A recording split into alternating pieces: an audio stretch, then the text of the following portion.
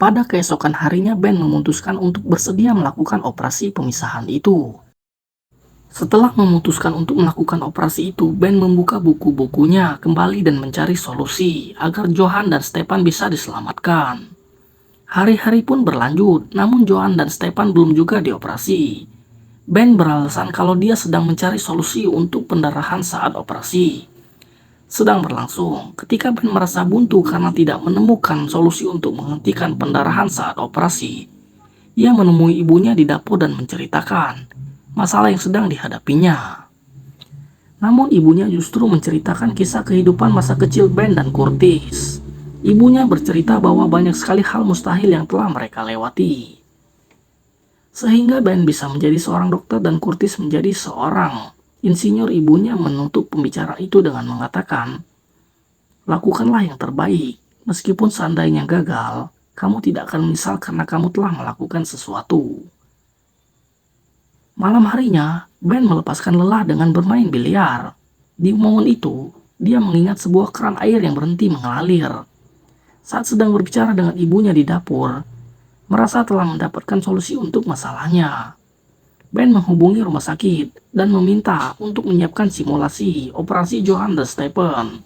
Dan di pagi harinya, Ben melakukan gladi bersih untuk operasi Johan dan Stephen.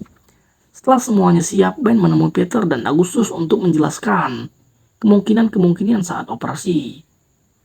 Namun karena Peter dan Agustus tidak ada pilihan, mereka hanya menerima saran dari Ben dan menerima kemungkinan terburuk saat operasi. Hari operasi Johan dan Stephen pun langsung tiba. Terlihat di luar ruangan, Peter dan Agustus begitu mengkhawatirkan operasi putranya. Di sisi lain, para wartawan dari berbagai negara juga hadir di sana. Mereka ingin melihat hasil operasi kembar siam pertama di dunia yang dilakukan oleh Dr. Benjamin Carson. Operasi dimulai tanggal 5 bulan 9 tahun 1987, jam 7:15 pagi.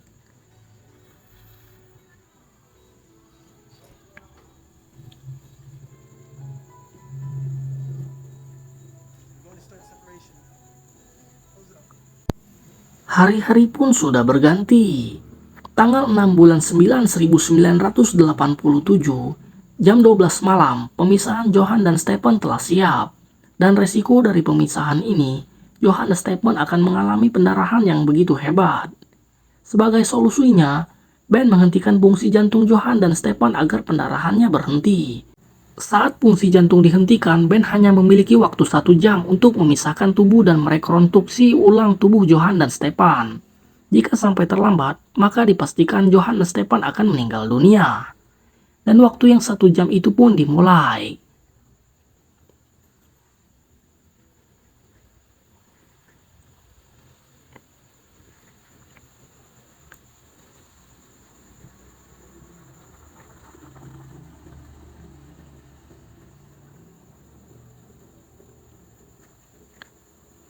Waktu 1 jam itu kini tersisa 1 menit 30 detik.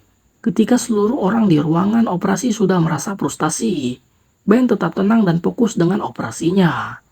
Dan akhirnya, Ben pun menyelesaikan operasi itu tepat kurang 5 detik. Dan ketika jantung kedua bayi itu dihidupkan kembali, Johan Stephen masih hidup. Dengan demikian, Ben menjadi dokter pertama di dunia yang berhasil melakukan operasi kembar siam dengan selamat selama 20 jam.